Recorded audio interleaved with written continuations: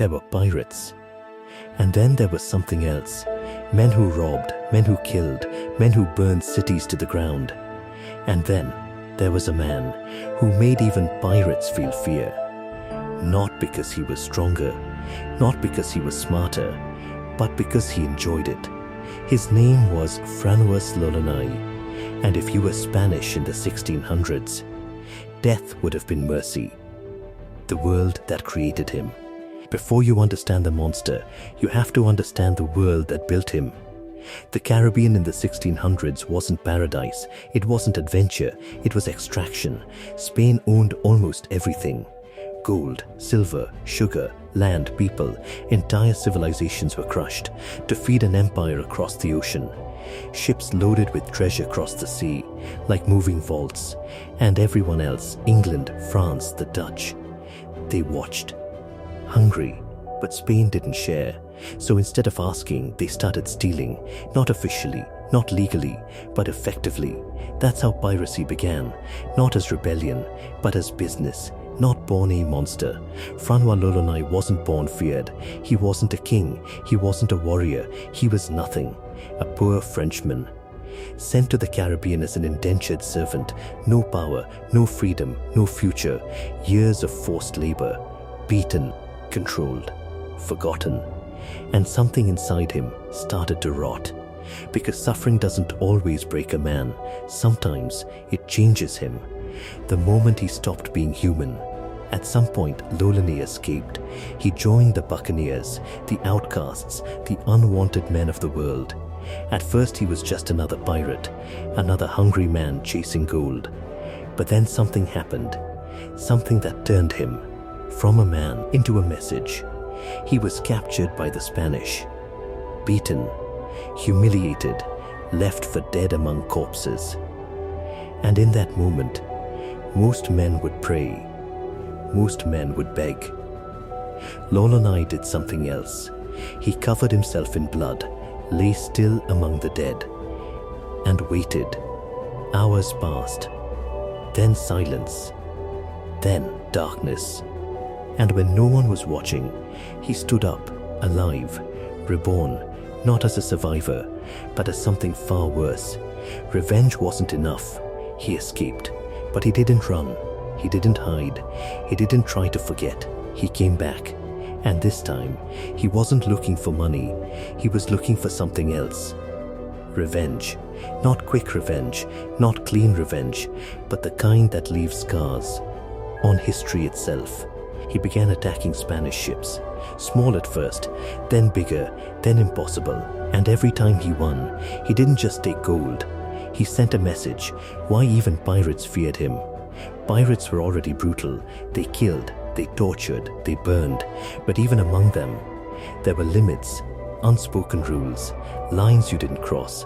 Lolonai didn't see lines. He saw opportunities. He interrogated prisoners, not for information, but for satisfaction.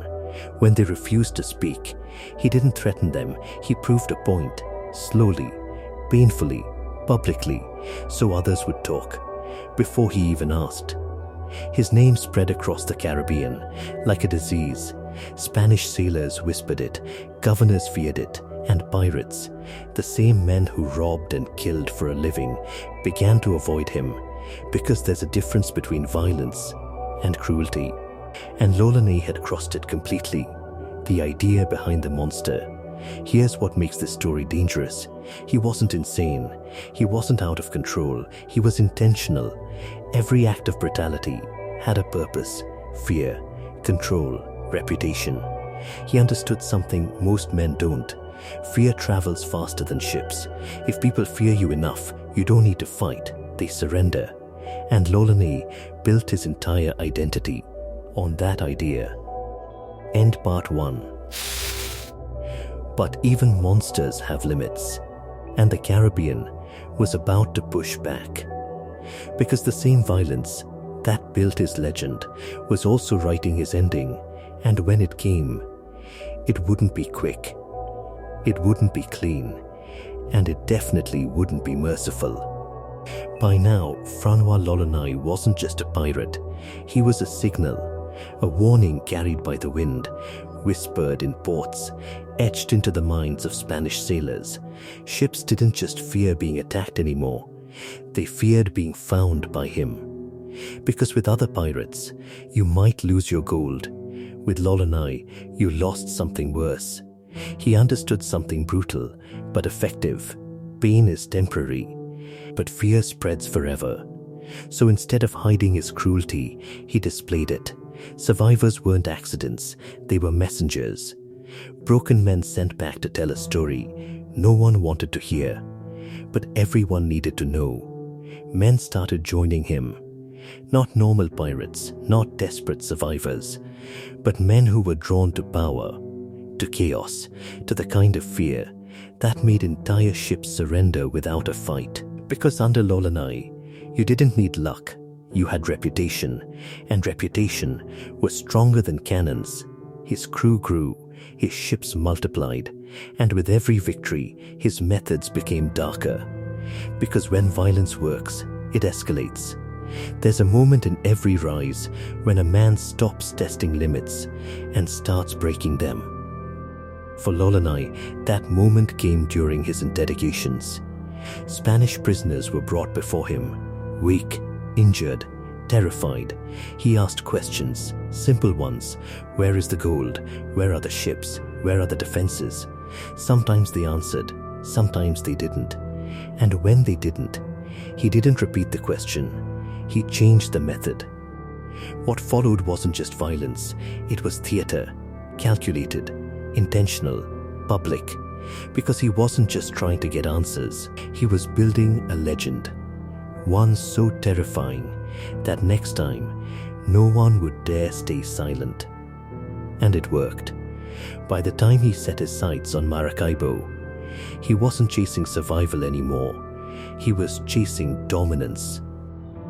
Maracaibo wasn't just another target. It was a fortified Spanish stronghold, protected, guarded, prepared. A place that shouldn't have been touched, which made it perfect. He didn't attack blindly.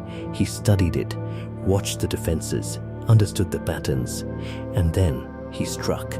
Ships entered like shadows, fast, silent, precise. Before the city fully understood what was happening, it was already too late. The defenses collapsed, the soldiers scattered. The city was his.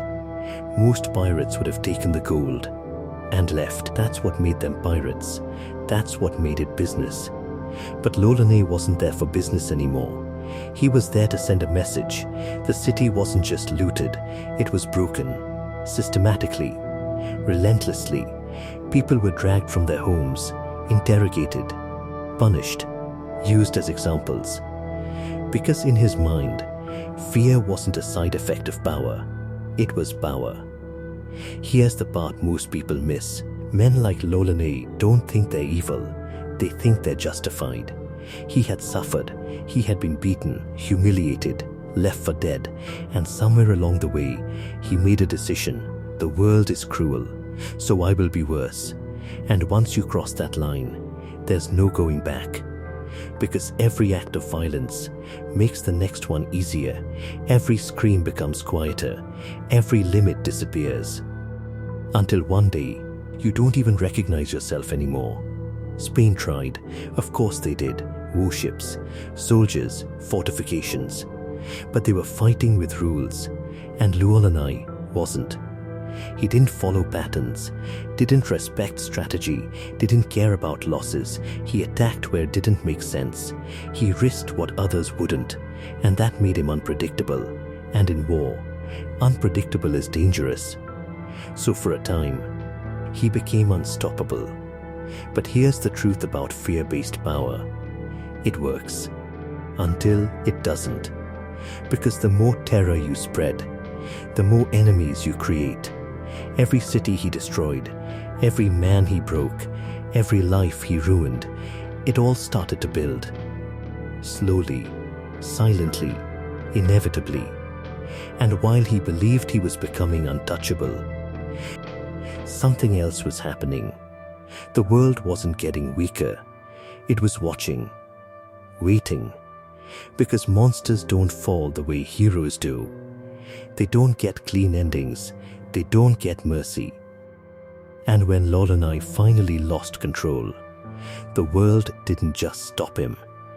It answered him in the only language he ever understood: violence. For years, Francois Lorelei chased fear, controlled it, used it, turned it into power. But power built on fear has one problem. It doesn't create loyalty. It creates patience. And patience eventually turns into resistance. By now, the Caribbean had changed. Spanish defenses were stronger, targets were fewer, and men were no longer just afraid, they were angry. Because there's a limit to what humans tolerate, and Lorelei had crossed it a long time ago. His final expedition didn't feel like the others. Something was off. Fewer victories, more resistance, less control. He pushed deeper, further than he should have, toward the coasts of Central America. Unfamiliar land, unpredictable enemies. But men like him don't slow down. They don't retreat. Because retreat feels like weakness. And weakness is something they've spent their entire lives running from. So he kept going.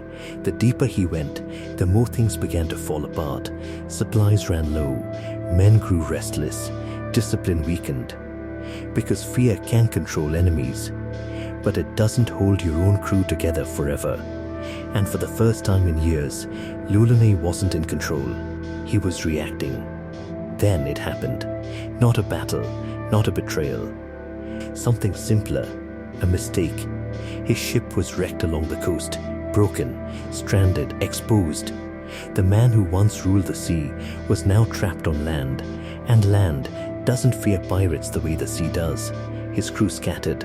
Some fled, some died, some simply disappeared into the jungle, and Lorelei, the man who once commanded fleets, was reduced to survival. No power, no reputation, no control, just a man in a place where his name meant nothing. He was eventually captured, not by an empire, not by a navy, but by people who had nothing to do with his wars. Local tribes, men who didn't care about Spain, didn't care about France, didn't care about his legend. To them, he wasn't a monster.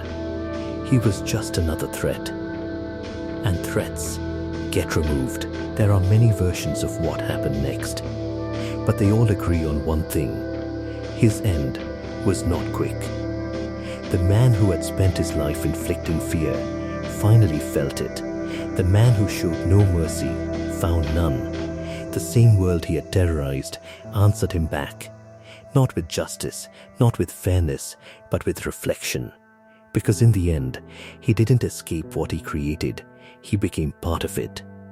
This is where most stories stop. The death, the brutality, the legend. But that's not the real story. The real story is this. Francois Lorelei wasn't born different. He wasn't some rare exception. He was a product of violence, of suffering, of a world that taught him that cruelty works. And once he learned that lesson, he perfected it. So the question isn't, was he evil? That's too simple. The real question is, what kind of world creates men like him?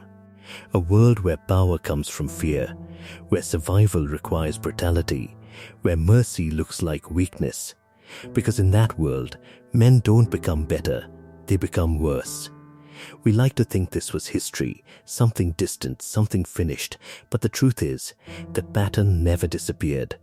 Change the setting, change the names, change the weapons, and you'll find the same story, over and over again. Men who are broken and decide to break the world back. Final closing. Francois Lorelei wanted power. He found it in fear. He wanted control. He built it through violence. But in the end, the same fear he created was the only thing waiting for him. Because monsters don't lose to heroes, they lose to consequences. And the most dangerous part of this story isn't what he did, it's how easily it happened.